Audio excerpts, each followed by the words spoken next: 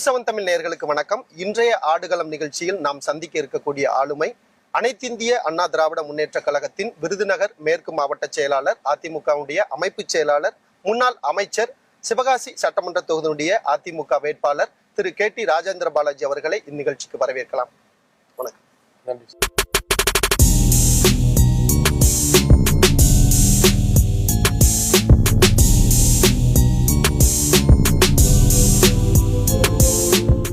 கிட்டத்தட்ட 3வது முறையா சிவகாசி சட்டமன்ற தொகுதியில களம் காண்றீங்க. ஒரு 5 ஆண்டு கேப் எப்படி இருக்கு உங்களுக்கான களம் சிவகாசியில? களம் எங்களுக்கு பலமா இருக்கு. அதிமுகவுக்கு தமிழ்நாடு முழுக்க சாதகமாக இருக்கிறது. அதில் சிவகாசியில் எனக்கு நல்ல சாதகமாக இருக்கிறது. மக்களுடைய அணுகுமுறை, என்னுடைய நடவடிக்கை எல்லாத்தையும் பார்த்த வாக்காளர்கள், பொதுமக்கள் எனக்கு அதிகமான ஆதரவு கொடுக்கிறார்கள். லட்சம் ஓட்டு வித்தியாசத்தில் 1.5 லட்சம் பதிவார ஓட்டுல 70% ஓட்டு வாங்க. தொகுதி மக்கள் என்ன சொல்றாங்க? நீங்க போற இடங்கள்ல தொகுதி மக்கள் கடந்த 5 ஆண்டு ஆட்சியை பத்தி என்ன சொல்றாங்க? 5 ஆண்டு ஆட்சியினுடைய காட்சியை மக்கள் அனுபவிச்சிட்டாங்க. இந்த ஆட்சி உடனடியாக அகற்றப்பட வேண்டும் என்ற எண்ண உணர்வு தான் மக்களிடத்தில் நிரம்பி வருகிறது. பொதுவான வாக்காளர்கள் சொல்வதெல்லாம் எல்லா விலைவாசியும் கூடி போச்சு. சொத்து வரி, வீட்டு வரி, மின்சார கட்டணமெல்லாம் தாறுமாற ஏறி போச்சு. காய்கறி விலை, அரிசி விலை, பருப்பு விலை, எண்ணெய் விலை எல்லாம் ஒரு 5 ஆண்டுகளுக்கு ஒரு விலையேற்றம் எந்த அளவுக்கு இருக்குமோ அதை விட 100 மடங்கு அதிகமாக விலையேற்றமாயிடுச்சு. அதனால 2வது அதை விட பாதுகாப்பு மக்களுக்கு கிடையாது. படுகொலைகள் ஜாஸ்தி ஆயிடுச்சு. பெண்கள் பாதுகாப்பு என்பது கேள்விக்குறி ஆகிப்போச்சு. கல்லூரி செல்கின்ற மாணவர்கள் நிம்மதியாக போய் வர முடியல. பள்ளிக்கு செல்கின்ற பிள்ளைகள் நேரடியாக போய் பள்ளிக்கு போயிட்டு வர முடியல. வருகின்ற வழியிலே கஞ்சா போதை, சாராய போதையில மக்கள், அதாவது ரவுடிகள் வந்துக்கிட்டு மக்களை கஷ்டப்படுத்துகின்ற, மாணவர்கள் மாணவிகளை கஷ்டப்படுத்துகின்ற நிலையை அவர்கள் அனுபவித்த காரணத்தால் இதையெல்லாம் நீக்கப்பட வேண்டும், தீர்க்கப்பட வேண்டும் என்று எண்ணுகின்ற காரணத்தால் அதிமுகவுக்கு ஆதரவாக நிலைப்பாட்டோடு பேசுகிறார்கள். எங்களுக்கு வாக்களிக்கவும் தயாராக இருக்கிறார்கள். அதிமுக கூட்டணியை வெற்றி வர வைக்க வேண்டும் என்ற எண்ண உணர்வு பெரும்பாலான மக்கள் மனதில் இருக்கிறது. பிரதான மக்கள் உங்களிடம் வைக்கக்கூடிய பிரச்சனை, கோரிக்கை என்னவா இருக்கு? சிவகாசி பகுதி மக்களின் இடத்தில் பிரதானம் வைக்கக்கூடிய தொழில் பாதுகாப்பு. பட்டாசு தொழில் இன்றைக்கு ஒரு நெருக்கடியான நிலையில் கேட்பாரற்று இருக்கின்ற ஒரு தொழிலாக, ஒரு பாதுகாப்பில்லாத தொழிலாக, எந்த நேரத்தில் ஆய்வு என்ற போர்வையில் ரைடு நடக்குமோ, அதிகார துஷ்பிரயோகம் நடக்குமோ என்று பட்டாசு ஆலை அதிபர்களும் பட்டாசு தொழிலாளர்களும் கவலைப்படுகின்ற அளவுக்கு பட்டாசு தொழிலை கொண்டு சென்று விட்டது இந்த ஆட்சி. பட்டாசு விற்பனையாளர்கள் லைசன்ஸுக்காக ரொம்ப கஷ்டப்படுறாங்க. இப்போ பட்டாசு உற்பத்தி ஆகின்ற பட்டாசுகளை விற்பனை செய்ய வேண்டும். அது சிவகாசி பகுதியில், விருதுநகர் மாவட்டத்திலே கடை ஓடக்கூடிய லைசன்ஸ்தாரர்களுக்கு லைசன்ஸ் உடனடியாக கிடைப்பது கிடையாது. இதையெல்லாம் அதிமுகவுடைய 10 ஆண்டு கால ஆட்சியிலே 10 ஆண்டு அமைச்சராக பணியாற்றிய பொழுது லைசன்ஸ் எல்லாம் உடனடியாக கிடைத்தது. ஈஸியாக அதிகாரிகள் அணுக முடிந்தது. திமுக ஆட்சியில் அந்த நிலைமை மாறிவிட்டது. ஆகவே எல்லா வழியிலும் பாதுகாப்பான ஒரு தொழில் செய்ய வேண்டும் என்று சொன்னால் அதிமுக ஆள வேண்டும், எடப்பாடியார் முதலமைச்சராக வர வேண்டும், சிவகாசியில் KTR வெற்றி பெற வேண்டும் என்ற பேச்சு தான் இன்றைக்கு பரவலாக சிவகாசி தொகுதி முழுக்க, விருதுநகர் மாவட்டம் முழுக்க தெரிவிக்கிறது. தேசிய ஜனநாயக கூட்டணி தொடர்ந்து திராவிட முன்னேற்ற கழகம் வைக்கக்கூடிய விமர்சனத்தை நீங்க எப்படி பாக்குறீங்க? அதுக்கு உங்களுடைய பதில். தமிழ்நாட்டை பொறுத்தவரை அதிமுகவுடைய ஆளுமை எடப்பாடியோட ஆளுமை தான். எங்களோடு கூட்டணியில் அங்க வைக்கின்ற கட்சியாக தான் மக்கள் பிஜேபியோ மற்ற கட்சிகளை பார்ப்பார்கள் உள்ள. நாங்கள் எங்களுடைய தனித்தன்மையை விட்டு கொடுத்து, எங்களுடைய பலத்தை விட்டு கொடுத்து கூட்டணி அமைக்கவில்லை. அதை செய்தது திமுக தான். ஆகவே அதிமுகவுக்கு திமுக போட்டி என்பது எதர்த்தனமான உண்மை. இது இவர் ஏதோ டெல்லி எதிர்ப்பதை போல் நாடகம் போட்டுக்கொண்டு மோடி அவர்கள் வருகின்ற பொழுது வெண்கொடை பிடிப்பது, வெஞ்சாமரம் வீசுவது போன்ற நாடகங்களை நடத்தியவர் தான் இவர், இன்றைய முதலமைச்சர். ஆகவே தேர்தலுக்காக நாங்கள் டெல்லி எதிர்க்கிறோம், நாங்கள் ஆண்மை பலம் உள்ளவர்கள் அப்படி என்றெல்லாம் பொய்யான கதைகளை அவிழ்த்து விடுகிறார். இந்த கதைகளை கேட்பதற்கு தமிழ்நாட்டு மக்கள் இன்னும் தயாராக இல்லை. திமுக பிரம்மாண்ட கூட்டணி வச்சிருக்கிறோம், இவ்வளவு கட்சிகளோட கூட்டணி வச்சிருக்கிறோம் அப்படிங்கிறாங்க. அதிமுக கூட்டணி எப்படி இருக்கு? அதிமுக கூட்டணி, அதிமுக ஒரு பலம் வாய்ந்த இயக்கம். பாரதிய ஜனதா கட்சி ஒரு பலம் வாய்ந்த இயக்கம். அம்மா மக்கள் முன்னேற்ற கழகம் ஒரு பலம் வாய்ந்த இயக்கம். தமிழ் மாநில காங்கிரஸ் ஒரு பெரிய மனிதர்கள், ஊருடைய சமுதாய தலைவர்களால் போற்றப்படுகின்ற ஒரு பெரிய மனிதர்கள் வாழுகின்ற ஒரு பலமான இயக்கம். தமிழக மக்கள் முன்னேற்ற கழகம் அதுவும் வளர்ந்து வருகின்ற ஒரு பலமான இயக்கம். எங்களோடு பல சமூக அமைப்புகள், பல்வேறு சமூக அமைப்புகள், நேதாஜி சுபாஷ் சேனை, மருது சேனை, மருது மக்கள் முன்னேற்ற கழகம், தேவேந்திர உலக வேளாளர் கூட்டமைப்பு, தமிழ்நாடு நாடார் பேரவை, தமிழ்நாடு தெலுங்கு சம்போனம் அமைப்பு, இப்படி பல்வேறு சமூக அமைப்புகள் எங்களோடு தொடர்பு இருக்கிறது. அகில இந்திய யாதவர் பேரவை, இப்படி பல அமைப்புகள், குலாளர் பேரவை, அகில இந்திய குலாளர் கட்சி, இப்படி பல சமூக அமைப்புகள் எந்த விதமான நிபந்தனையும் இல்லாமல் அதிமுகவுக்கு ஆதரவு கொடுத்திருக்கிறது. எடப்பாடி முதலமைச்சராக ஆதரவு கொடுக்கிறது. ஆகவே 0.5% 0.00001 இருக்கக்கூடிய ஓட்டு வங்கி எல்லாம் வச்சுக்கிட்டு அது ஒரு கட்சின்னு சொல்லி அவங்களெல்லாம் கணக்கில் சேர்க்கிறாங்க திமுக. அதிமுக இருக்கக்கூடிய ஒரு 10 கட்சிகள் பலம் வாய்ந்த கட்சிகள். எம்ஜிஆர் அதிமுக அந்த வரிசையில திரு இபிஎஸ் அவர்களுடைய செயல்பாடு நீங்க எப்படி பாருங்க? கலக்கிறார்ல, கலக்கிட்டு இருக்காருல்ல, பதறாருல ஸ்டாலின். திமுக தலைவர்கள்லாம் அரள்றாங்கல்ல, ஒட்டாளா விட்டு விரல விட்டு ஆட்டுறாருல. சென்னையே இன்னைக்கு வந்து கதிகளையும் போய் நிக்கல. சென்னையில 16 தொகுதியில வந்து 16க்கு 16 பிடிப்புன்னு மாறுதட்டின திமுக இன்னைக்கு நாங்க பாதியை பிடிப்புன்னு வந்துட்டாங்களே. இன்னும் அதையும் விட்டு போட்டு நாங்க எங்களுக்கு கௌரவமான 2-3 தொகுதியில் ஜெயிப்புன்னு வருவாங்க. அங்கேயும் பெருவாரியான இடங்களில் நம்ம சென்னையிலே வந்து அதிமுக கைப்பற்றோம். அதிமுக சென்னையில கூட பாத்தீங்கன்னா கூட்டணி கட்சிக்கு இப்போ அதிமுகவே பெரும்பாலான இடங்களில் போட்டி ஓடுது. காரணம், களத்துல எதிரியை சந்திக்கிற முடிவுல எடப்பாடி தெளிவா இருக்காரு. திமுக நேருக்கு நேரம் இருக்கிறதுல தைரியமா இருக்காரு. அவருடைய தைரியத்தை வந்து அவருடைய எதிரிகள் கூட நீங்க பாராட்டுறாங்க. இன்னைக்கு டெல்லி வரைக்கும் இருக்கக்கூடிய தலைவர்கள் தைரியமான தலைவர் தமிழ்நாட்டில் யாருன்னா அது எடப்பாடி தான் சொல்றாங்க. ஸ்டாலின் தைரியமான தலைவர்லாம் கிடையாது. அவர் டெல்லியில் உள்ள தலைவர்களுக்கு கட்டுப்பட்டு தான் நடப்பாரு. சிவகாசி தொகுதியை பொறுத்த வரைக்கும் நம்ம பார்த்திருந்த உங்களுடைய தேர்தல் பிரச்சாரங்கள்லாம் சிறுபான்மையினர் நிறைய பேர் கேடிஆர் ராஜேந்திர பாலாஜியோட ரொம்ப இணக்கமா இருக்காங்களே, எப்படி? நான் யதார்த்தத்தை பேசுறேன். நான் வந்து திட்டமிட்டு இப்படி பேசினாத்தான் இவங்க நம்புவாங்கலாம் பேச மாட்டேன். எனக்கு என்ன மனதில் படுதோ பேசுவேன். சிறுபான்மை மக்கள், இஸ்லாமிய மக்களோ, கிறிஸ்தவ மக்களோ, அத்தனை பேருக்கு பிரச்சனை சொன்னா நான் நியாயம் இருக்கிற பக்கத்துல போய் நிற்பேன். இங்க நியாயம் இருக்கு தெரிஞ்சா விட்டு கொடுக்க மாட்டேன். அது மாதிரி இஸ்லாமிய மக்களுக்கு ஏதாவது பிரச்சனை, காவல்துறையில ஒரு சில பிரச்சனை சொன்னா நான் கடுமையா போய் நின்றுருக்கேன். அவங்களுக்கு ஒரு பாதுகாப்பாருனா நிற்பேன். அதே மாதிரி கிறிஸ்தவ மக்களுக்கு சர்ச்சில் ஒரு பிரச்சனை சொன்னா நான் போய் நிற்பேன்.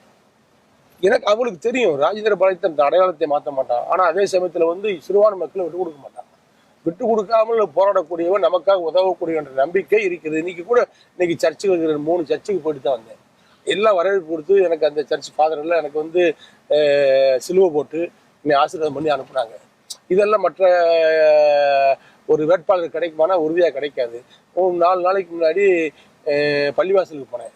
அங்க இருக்கக்கூடிய பெரிய ஜமாத் தலைவர்கள் அத்தனை 10-11 ஜமாத்தை சேர்ந்த முக்கியமான தலைவர்கள் ஒரு 40-50 பேர் எல்லாரும் இருந்து எங்க எப்படியோ எது எப்படியோ கூட்டணி யாரு அதெல்லாம் கணக்கே வேண்டாம். இங்கே கேட்டு பாலாஜி வெற்றி பெற வேண்டும், நமக்கானவன் நம்மவர், இவருக்கு வெற்றி வர வேண்டும் சொல்லி அவர்கள் எனக்காக ஆதரவாக இன்றைக்கு களம் இறங்கி இருக்கிறார்கள்.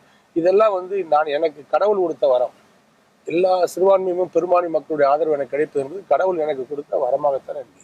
அதிமுக பாஜகவோட கூட்டணி இருக்கு, சிறுபான்மை வாக்குகள்லாம் கிடைக்காது அப்படிங்கிற கருத்து கணிப்பை தாண்டி சிவகாசியில அந்த அளவுக்கு கனெக்டா இருக்கிறத பார்க்க முடியுது. அவங்க இஸ்லாமியர்ல ஓட்டு வங்கியாத்தான் வந்து கிறிஸ்தவர்களையும் இஸ்லாமியரையும் திமுக பயன்படுத்தியதை ஒழிய அவர்களுக்கு உதவ வேண்டும் என்ற சிறிதளவு இருக்கக்கூடிய எண்ணம் கூட அவர்களுக்கு கிடையாது, திமுக கிடையாது. நாங்கள் அப்படி கிடையாது. நிச்சயமாக வந்து எந்த பக்கம் நல்லது நடந்தாலும் அந்த நல்லதை எடுத்துக்கொண்டு அவர்களுக்காக உறுதியாக நின்று துணை நிற்போம். கடந்த 5 ஆண்டுகளா சட்டமன்ற உறுப்பினராக இல்லாம இருந்தா கூட தொடர்ச்சியா பல்வேறு மக்களுக்கு நலத்திட்ட உதவிகள், பல்வேறு நிதிகள்னு தொடர்ச்சியா மக்களுக்கு அந்த ஹெல்பிங் மைண்ட்லயே இருக்கிறீங்களா? சார், இது கருவிலே வர வேண்டும். தானமும் தர்மமும் கருவில் வர வேண்டும். ஒருத்தர் கொடுக்குற எண்ணம் வந்து எம்ஜிஆர் இருந்துச்சுன்னா அது அவர் கருவில அவர் தகப்பனார் வழி வந்தது. என்னுடைய தகப்பனார் தவசலிங்காச்சாரியுடைய வழியில வந்ததுதான் எனக்கு கற்பனாச்சாரி, தவசலிங்காச்சாரி, சுப்பையாச்சாரி, எங்க முப்பாட்டை எங்க வழியில வந்தது. நாங்க பிறருக்கு உதவி செஞ்சே பழகப்பட்டோம். ஏழை எளிய மக்களோடு ஒன்றாக பழகியவர்கள். எல்லா விவசாயிகளும் வருவாங்க. நாங்கள் விவசாய சார்ந்த தொழில் தான் செஞ்சோம். கொள்ளுப்பற்ற, தச்சுப்பற்ற, தங்கப்பற்ற, இதுதான் எங்க தொழில். ஆக பிறருக்கு உதவி செய்கின்ற, பிறரை அலங்கரிக்கின்ற, பிறர் தொழிலுக்கு உதவி செய்கின்ற தொழில் செய்கின்றவர்கள் நாங்கள். ஆகவே எங்களுக்கு கொடுக்க வேண்டும், பிறருக்கு உதவ வேண்டும் என்ற எண்ண உணர்வு இருக்கும். அந்த சமயத்தில் எனக்கு அது அதிகமாக இருக்கிற காரணம் நான் பழகிய பழக்க வழக்கங்கள், என்னோடு பழகிய நண்பர்கள் அத்தனை பேர் வந்து எனக்கு போதித்த வார்த்தைகள், சிறு வயதிலிருந்து என்னை உருவாக்கிய தலைவர்கள், நான் பின்பற்றிய தலைவர்கள் அத்தனை பேர் வந்து எனக்கு நல்லவர்களாகவே இருந்தார்கள், நல்லவராக காட்சி அளித்தார்கள். அவர்கள் உதவி செய்வதை போல் நாமளும் உதவி செய்ய வேண்டும் என்ற எண்ண உணர்வும், கடவுள் நம்மை பார்த்து கொண்டிருக்கிறார், நாம் நல்லது செய்ய வேண்டும் என்ற உணர்வு எனக்கு எப்போதும் உண்டு. ஆகவே வந்து அதிமுக தொண்டர்களே நிச்சயமாக வந்து பிறருக்கு உதவி செய்யக்கூடிய எண்ண உடையவர்கள். எனக்கு சற்று அதிகமான அந்த உணர்வு எனக்கு இருக்கிறது. அதிலே ஜாதி மதம் பார்ப்பது கிடையாது, மதம் பார்ப்பது கிடையாது, இனம் பார்ப்பது கிடையாது. எல்லோருக்கும் உதவ வேண்டும், எல்லோரிடத்திலும் நல்ல பேர் வாங்க வேண்டும் என்ற எண்ண உணர்வோடு நான் செயல்படுகிறேன். இதிலையும் குறைகள் இருந்தாலும் கூட அதை குறைகளை சரி செய்து கொண்டு என்னை நான் நல்ல பாதைக்கு கொண்டு செல்கின்ற பணியை செய்வேன். முன்னாள் முதல்வர் ஜெயலலிதா அவர்களுடைய அமைச்சரவையில இருந்தவங்க நீங்க, அவர் இல்லாத இந்த தேர்தலில் அவர் எங்கேயாவது எந்த இடத்துலயா மிஸ் பண்ணிருக்கீங்க? அம்மா இருக்கும் பொழுது அதனுடைய வலிமை எங்களுக்கு வந்து பாதை எல்லாமே வந்து நாங்கள் ஈஸியாக கடந்தோம். அம்மா இல்லைன்னு ஒன்றையும் கொஞ்ச நாள் வந்து நாங்கள் வந்து திக்கு தெரியாத காட்டில் திணறி போன மனிதனாகத்தான் நாங்கள் வந்து சுற்றினோம். அதை எங்களை சரிப்படுத்தி செம்மைப்படுத்தி தாய் வழி வந்த தந்த சிங்கங்கள் எல்லாம் ஓர் வழி சென்றால் நேர் வழி சென்றால் நாளை நமது பாட்டு பாடின மாதிரி இன்னைக்கு அந்த தாய் இல்லாத இடத்துல இன்னைக்கு வந்து அண்ணனாக இருந்து ஒரு ஒரு தலைவனாக இருந்து எங்களுக்கு வழிகாட்டி எடப்பாடியார் ஒரு சீர்மிகுந்த பாதையை எங்களுக்கு செப்பரேட்டு வழி நடத்தி கொண்டு போயிட்டு இருக்காரு. அதனால் தாய் இல்லை என்று சொன்னாலும் தாய் தனையன் எடப்பாடியாருடைய தலைமையில் நாங்கள் செல்வது வந்து தாயினுடைய நினைப்பிலே நாங்கள் எங்கள் அண்ணன் பின்னால் சென்று விடுவோம்.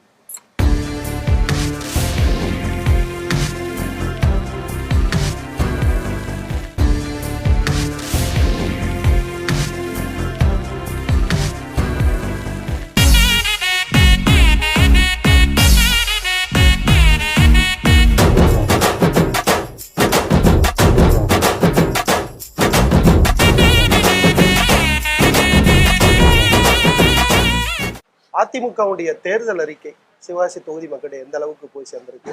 அதுல மக்கள் வரவேற்கக்கூடிய திட்டங்கள் என்னவா?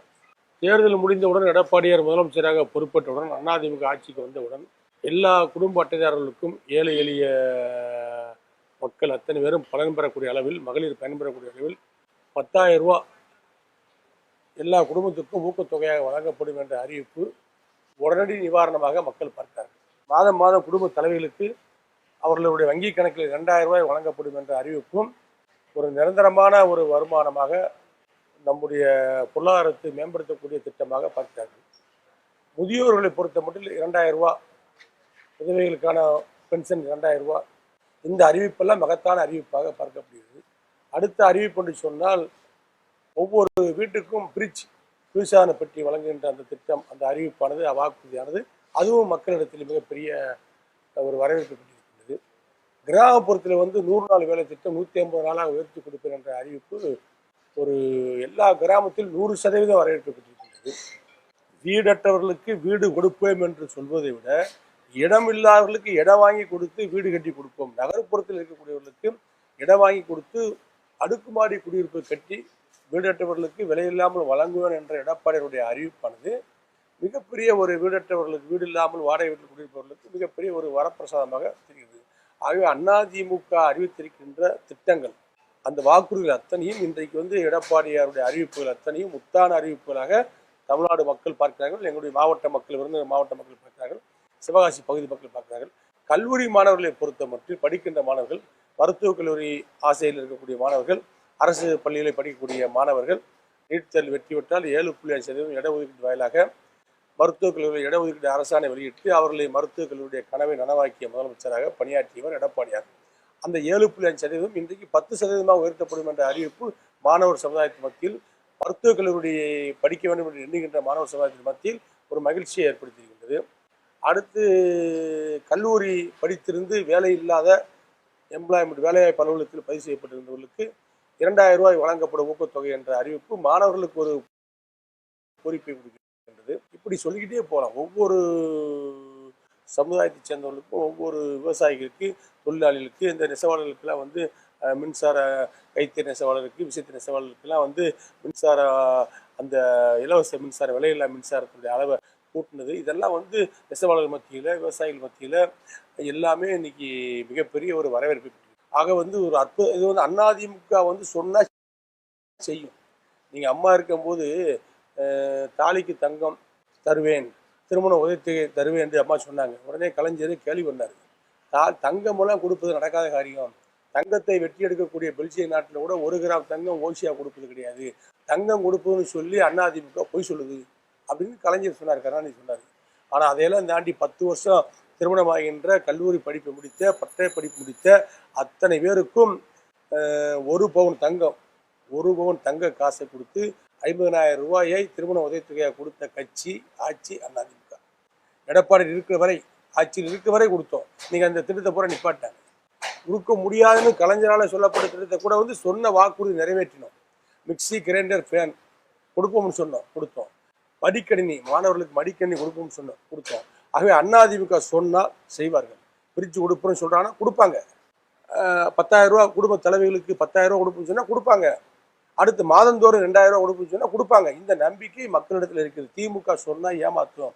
முதல் 3 வருஷம் ஒன்றுமே கொடுக்காம தான் எடப்பாடி சட்டமன்றத்தில் போராடின பின்னாடி தான் ஆர்ப்பாட்டம் பண்ணி பேசி கடுமையான அழுத்தம் கொடுத்த பின்னாடி தான் எம்பி எலெக்ஷனை முன்னிட்டு தான் ஒரு 1,000 ரூபா பாதிப்பத்து கொடுத்தாங்க. இப்போ சட்டமன்ற எலெக்ஷனை முன்னிட்டு தான் மீதி பேருக்கு ஒரு 1,000 ரூபா கொடுக்குறாங்க. அதுலேயும் 70% பேர் தான் மொத்தம் கொடுத்துருக்காங்க. சொன்னபடி செய்கின்ற அரசு கட்சி கிடையாது திமுக. மக்களை ஏமாற்ற வேண்டும், மக்களை ஏமாற்றி ஓட்டு வாங்க வேண்டும். சிறுபான்மை மக்களோ பெரும்பான்மை மக்களோ ஒவ்வொருத்தரும் ஏமாற்றுவது ஒன்றுதான் திமுகவுடைய தேர்தல் வாக்குறுதியாக இருக்கணும் ஒழிய திமுக கட்சிக்கு என்றைக்கும் இருந்தது கிடையாது. திமுக தலைவர்களுக்கு இருந்தது கிடையாது. அதிமுக தலைவர் எம்ஜிஆர் காலத்திலிருந்து, புரட்சித் தலைவர் அம்மாவுடைய காலத்திலிருந்து இன்றைக்கு புரட்சித் தமிழர் எடப்பாடி காலம் வரை சொன்ன சொல்லை சரியாக செய்யக்கூடியவர்கள், நிறைவேற்றக்கூடியவர்கள் என்ற நம்பிக்கை தமிழ்நாட்டு மக்களுக்கு இருக்கின்ற காரணத்தினால் இந்த தேர்தல் அதிமுகக்கான தேர்தல். இந்த களமானது அதிமுக வெற்றியை நிர்ணயிக்கின்ற களம். சிவகாசி தொகுதிக்கு திரு கே டி ராஜேந்திர பாலாஜி கொடுக்கக்கூடிய வாக்குறுதிகள் என்ன? சிவகாசி தொகுதியை பொறுத்த மட்டில் எங்களுக்கு வந்து சுற்றுச்சாலை இது அதிமுக ஆட்சியில் கொண்டு வரப்பட்டது. இந்த 4-5 வருஷமா இதை கிடப்பிலே போட்டு இப்போ வந்து ஒரு நாடகம் போட்டு ஒரு 10% வேலை பார்த்துருக்காங்க சுற்றுச்சாலைக்கு. அதை உடனடியாக முடிக்கணும். ஏன்னு சொன்னால் எங்கள் சிவகாசி தொழில் நகரம், பட்டாசு, தீப்பெட்டி, அச்சு, ஆப்செட், இப்படி பல்வேறு தொழில் நடக்கின்ற தொழில் நகரத்துக்கு பல்வேறு இடங்களிலிருந்து மூலப்பொருள் வர வேண்டியிருக்கு. ஆகவே சுற்றுச்சாலை உடனடியாக அவசியம் என்பதை என்னிடத்தில் சொல்லியிருக்கிறார்கள். அதை நான் செய்து கொடுப்பேன். ஆனால் இந்த சுற்றுச்சாலையை நான் கொண்டு வந்த ஸ்கீம் தான் செய்து கொடுப்பேன். ரயில்வே மேம்பாலம் ஒரு 5 பாலத்துக்கு திட்டமிட்டோம். அதில் 2 பாலம் அதிமுக ஆட்சி காலத்திலே முடிச்சிட்டோம். ராமூர்த்தி ரோட்டு பாலம் விருதுநகரில், ராஜபாளையம் ஆலங்குளம் ராஜபாளையம் பாலம் அதிமுக ஆட்சி காலத்திலே முடிவடைந்த பாலங்கள் இதெல்லாம். சிவகாசி சாச்சவரம் பாலம், திருத்தங்கல் பாலம், சாத்தூர் இருக்கங்குடி பாலம் 3 பாலத்துக்கு அரசாணை வெளியிட்டு மத்திய அரசில் ரயில்வே துறையில் பெர்மிஷனை வாங்கி அதற்கான ஆரம்ப கட்ட பணங்களை ஒதுக்கி இன்றைக்கு திருத்தங்கல் ரயில்வே பாலத்துக்கு கூட 15 கோடி ரூபா வந்து ட்ரெஷரில் இருக்குது. அது நான் வாங்கி கொடுத்த பணம். அந்த இதெல்லாம் வந்து 5 வருஷம் காலதாமதப்படுத்தி போட்டு இப்போ வந்து அடிக்கல் நாட்டி ஒரு 2 தூணு போடுற மாதிரி ஒரு நாடகத்தை போடுறாங்க. ஒரு பாலம் கட்டி முடிச்சிருக்காங்க. வேற வழி இல்லாமல் அவங்க கட்டினாங்க. அதை கூட கோர்ட்டு ஸ்டே இல்லைன்னா நான் இருக்கும்போதே கட்டி முடிச்சிருக்கேன். அதனால வந்து இதெல்லாம் வந்து மக்கள் எதிர்பார்க்கின்ற உடனடி திட்டங்கள் இதெல்லாம் செஞ்சு கொடுப்பேன். அடுத்து பட்டாசு கம்பெனியில் வந்து ரைடு ஆய்வு என்று சொல்லி அதிகாரிகளும், காவல்துறை அதிகாரிகள், வருவாய்த்துறை அதிகாரிகள், மாவட்ட ஆட்சியருடைய குழுக்கள், தலையாரி முதல் கொண்டு தலைமைச் செயலகம் வரைக்கும் ரைடு பண்ணுறாங்க. இந்த நிலையை மாற்றி நிம்மதியாக பட்டாசு உரிமையாளர்கள் தொழில் செய்வதற்கும், பட்டாசு தொழிலாளர்கள் தொழில் பண்ணுவதற்கும் அதற்கான நடைமுறையை செஞ்சு கொடுப்பேன். அதுபோல் வந்து அவர்களுக்கு ஏற்படுகின்ற ஜிஎஸ்டி பிரச்சனை, எங்கேருந்து எங்கள் சிவகாசியிலேருந்து ஒரு வண்டி போக முடியல. எங்கே பார்த்தாலும் வழிமறிச்சு கல்லணை பிடிக்கிற மாதிரி பிடிக்கிறாங்க. இந்த நிலையெல்லாம் இல்லாத அளவுக்கு அதிகாரியுடைய தொந்தரவு முற்றிலும் 100% உடச்சி நொறுக்கிடுவேன். அதுபோக பட்டாசு கடைக்கு லைசன்ஸ் கேட்குறாங்க. 2,500 கடை அப்ளை பண்ணி லைசன்ஸ் கொடுக்காம நிற்கிது. இது ஏன்? இது அயோக்கியத்தனம். சிவகாசி, விருதுநகர், சிலுத்தூர், சாத்தூர், இந்த பகுதி ராஜபாளையம் எல்லா பகுதியிலும் எங்களுடைய பகுதி முழுக்க வந்து பட்டாசு கடைகள் பெருக வேண்டும். ஒரு 5,000 பட்டாசு கடைகள் பெருக வேண்டும். அதற்கான லைசன்ஸ்கள் கொடுக்கப்பட வேண்டும். அத்தனை பேரும் தொழில் செய்ய வேண்டும். இளைஞர்களுக்கு வேலை வாய்ப்பு இன்றைக்கு அரசு நம்பி இல்லாமல் ஒவ்வொரு பட்டாசு ஆலைக்கும் 5 பேர் வேலை பார்க்குறாங்க, படித்த பட்டதாரிகள். அந்த 5 பட்டதாரிகள் வேலை கிடைக்கக்கூடிய வாய்ப்பு உள்ள இந்த பட்டாசு விற்பனை கடைகளை லைசன்ஸ் கொடுக்காம நிப்பாட்டுறாங்க. இதை தடுத்து ஒரே நாளில் அப்ளிகேஷன் விண்ணப்ப மனு கொடுத்த அத்தனை கடைகளுக்கும் லைசன்ஸ் கொடுக்க நடவடிக்கை எடுப்பேன். இது மக்கள் எதிர்பார்க்கின்ற திட்டங்கள். ஆகவே பட்டாசு பாதுகாக்கப்படும். பட்டாசு கடைகளுக்கு லைசன்ஸ் உடனடியாக வழங்கப்படும். தீப்பிடி தொழில், பட்டாசு தொழில் ஏற்பட்டிருக்கிற ஜிஎஸ்டி பிரச்சனை முழுமையாக பிரச்சனை இல்லாத அளவுக்கு தீர்த்து வைப்பேன். ஜிஎஸ்டி, தமிழ்நாடு ஜிஎஸ்டி அதிகாரிகள் இன்றைக்கு எல்லா ஆலைகளுக்கும், எல்லா ஆலை அதிபர்களுக்கும், கம்பெனிகளுக்கும் நோட்டீஸ் அனுப்பியிருக்காங்க. நீங்கள் வரி ஏய்ப்பு செய்திருக்கிறா சொல்லி. அதிமுக கட்சிக்காரன் வேட்பாளர் என்ற முறைக்காக நான் சொல்லவில்லை. சிவகாசியை பொறுத்த மட்டில் முறையாக வரி செய்யக்கூடியவர்கள் எங்கள் மாவட்டத்தில் இருக்கிறார்கள், சிவகாசி பகுதியில் இருக்கிறார்கள். அவர்கள் வரியிலே பிழைகள் இருந்தால் அதை அவர்கள் முறைப்படி பேசலாம். சம்மன் அனுப்பி மிரட்டி கப்பம் கற்கின்ற வேலையை பார்க்கிறார்கள். நீ இவ்வளவு கட்டு, இல்லைன்னா இவ்வளவு குடு. இந்த அயோக்கியத்தனத்தை முற்றிலுமே ஒழித்து நியாயமான நேர்மையான தொழில் நடப்பதற்கு தேவையான நடவடிக்கைகள் எடுப்பேன். இதை மக்கள் எதிர்பார்க்கிறார்கள், தொழிலதிபர்கள் எதிர்பார்க்கிறார்கள். ஆகவே பட்டாசு ஆலைகள் பாதுகாக்கப்படும். மொத்தத்தில் தொழில் நகரம் சிவகாசி என்று சொன்னால் நல்ல வளர்ந்த நகரம், இன்னும் வளர்ச்சி பெற்ற நகரமாக மாற்றுவதற்கு என்னால் முடிந்த அளவுக்கு முடியாததை முயற்சி செய்து முடித்து கொடுப்பேன். 3 முனை 4 முனை போட்டியை தாண்டி இன்றைக்கு 5 முனை போட்டி நிலவுகிறது. எப்படி இருக்கு? அதை எப்படி சமாளிக்க? அதெல்லாம் மற்ற கட்சிகள்லாம் தெருமுனையில் நிற்கிற கட்சிகள். அதிமுக, திமுக இதுதான் எங்களுக்கான போட்டி. இதில் இந்த களம் அதிமுக ஜெயிக்கும். தமிழ்நாடு முழுக்க 210க்கு மேற்பட்ட தொகுதிகளில் அதிமுக வெற்றி பெறக்கூடிய வாய்ப்பு பிரகாசமாக இருக்குன்னு சொல்லி பல முன்னணி நிறுவனங்கள் கருத்து கணிப்பு சொல்லுது. அதிமுக, திமுக கன்ற ஒரு சில நிறுவனங்கள் இருக்கும். இதையெல்லாம் தாண்டி பொதுவான கருத்துக்களை சொல்லக்கூடிய சில கருத்து கணிப்பு நிறுவனங்கள் இருக்கு. அந்த கருத்து கணிப்பு நிறுவனங்கள் சொன்னதை வச்சு சொல்றேன். அவங்க சொன்னதுடைய அடிப்படையில் 210 தொகுதிகளில் அதிமுக, பாரதிய ஜனதா, அம்மா மக்கள் முன்னேற்ற கழகம், தமிழ் மாநில காங்கிரஸ், தமிழக மக்கள் முன்னேற்ற கழகம் இந்த கட்சியினுடைய கூட்டணி வெற்றி பெறும், இந்த கூட்டணி கட்சியில் வெற்றி பெறும் என்ற ஒரு நிலைப்பாட்டை, ஒரு கணிப்பை அவர்கள் கணித்திருக்காங்க. சிவகாசியில விசில் சத்தம் கேட்குதா? தமிழக வெற்றி கழகம் ஆரம்பிக்க பெரிய அளவுக்கு ஆதரவு இருக்கு, வாக்குகளை பிரிப்பாரு அப்படிங்கிற மாதிரிலாம் பேச்சு. அது கொஞ்சம் வேகமாக சத்தம் கட்டே வந்துச்சு. இப்போ சுத்தம் சுவிட்ச் ஆஃப் பண்ணிட்டாங்க. எங்கேயுமே சத்தம் கேட்கல, சத்தம் இல்லாமல் இருக்கு. அவங்க வந்த வேகத்தில் அவங்க வேலையை முடிச்சுட்டு பேசாமல் ஆஃப் ஆகிட்டாங்க. இப்போ எங்கேயுமே விசில் கிடையாது. அது குக்கரில் இருக்கிற விசில் தான் கேட்குது. இப்போ தனிப்பட்ட விசில் எங்கேயும் கேட்கல. அப்படிதானே? நியூஸ் 7 தமிழ் தொலைக்காட்சி இந்த நேர்காணல் வாயிலாக இந்த தொகுதி மக்களுக்கு என்ன சொல்ல வருது? சிவகாசி தொகுதி வாக்காளர் பெருமக்கள் அத்தனை பேருக்கு வணக்கம்.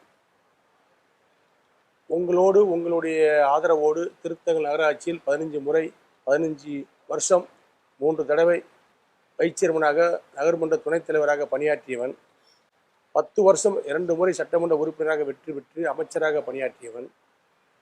என்னை விரல் நீட்டி இவர் இதை தவறு செய்தார், இதற்காக இவர் பணம் வாங்கினார் என்று குற்றச்சாட்டு எதுவும் இல்லாமல் இன்று வரை அப்பழுக்கற்ற ஒரு நியாயவாதியாக தமிழ்நாட்டு மக்கள் முன்னாடியும் சிவகாசி தொகுதி மக்கள் முன்னாடியும் நின்று ஓட்டு கேட்கக்கூடியவன் கேடி ஆந்திர பாலாஜியாக நான் தான். ஆகவே எனக்கு நீங்கள் ரெட்டை சின்னத்தில் வாக்களியுங்கள். என்னுடைய வெற்றி உங்களது வெற்றி. ஒவ்வொரு தனிப்பட்ட நபர்கள், ஒவ்வொரு வீட்டிலையும் கேடி ஆந்திர பாலாஜி வெற்றி பெற வேண்டும் என்ற நபர்கள், இளைஞர்கள், படித்தவர்கள் அங்கே இருக்கிறார்கள். எதற்கென்று சொன்னால் அவர்களுக்கே தெரியும். ஆன்மீகம் கலந்த அரசியலை கையில் எடுப்பவன் நான். எல்லா மதங்களையும் கடந்த எல்லா மதங்களையும் மதிக்கக்கூடியவன் நான். இஸ்லாமிய சமுதாயத்துக்கு சென்றால் அங்கே அல்லாவை வணங்குவேன். கிறிஸ்துவ சமுதாயத்துக்கு சென்றால் அங்கே மாதாவை வணங்குவேன். இந்துக்கள் இருக்கின்ற சமுதாயம் சென்றால் அங்கே பெருமாளை வணங்குவேன், சிவனை வணங்குவேன். ஆக எங்கே போனாலும் கடவுள் நம்பிக்கை உள்ளவன், கடவுளை வணங்கக்கூடியவன். கடவுளுக்கு ஒப்பாத செயலை ஒரு காலத்தில் செய்ய மாட்டேன். கடவுள் கருணையும் கொடைத்தன்மையும் கருவிலே இருக்க வேண்டும். அந்த கருவிலே இருக்கக்கூடிய அந்த தன்மை எனக்கு உண்டு என்று நான் எண்ணுகிறேன். முடிந்த அளவுக்கு ஒவ்வொரு நாளும் என்னால் முடிந்த சிறு உதவியாவது பிறருக்கு செய்து, கோயில்களாக இருக்கட்டும், மருத்துவ உதவியாக இருக்கட்டும், அல்லது கஷ்டப்படுகின்றவர்களாக இருக்கட்டும், சின்ன சின்ன உதவிகளை செய்து சிவகாசி பகுதி மக்களுடைய உங்களுடைய நன்மதிப்பை பெற்று வைத்திருக்கின்றேன். எனக்கு நீங்கள் அத்தனை பேரும் என்னுடைய பயணம் தொடர்வதற்கு, என்னுடைய தொண்டு தொடர்வதற்கு உங்களுடைய பற்றும் பாசமும் எனக்கு ஓட்டுக்களாக மாறி, வாக்குகளாக மாறி, ரெட்டை சின்னத்தில் வாக்களித்து என்னை வெற்றி பெற செய்யும்படி உங்களை இருகரம் குப்பி நியூஸ் 7 தொலைக்காட்சி வாயிலாக கண்டுபிடிக்கின்றேன். நன்றி, வணக்கம். பரபரப்பான தேர்தல் பரப்புரைகளுக்கு மத்தியில் பல்வேறு கருத்துக்களை பகிர்ந்து கொண்டீங்க. மிக்க நன்றி. நன்றி சார்.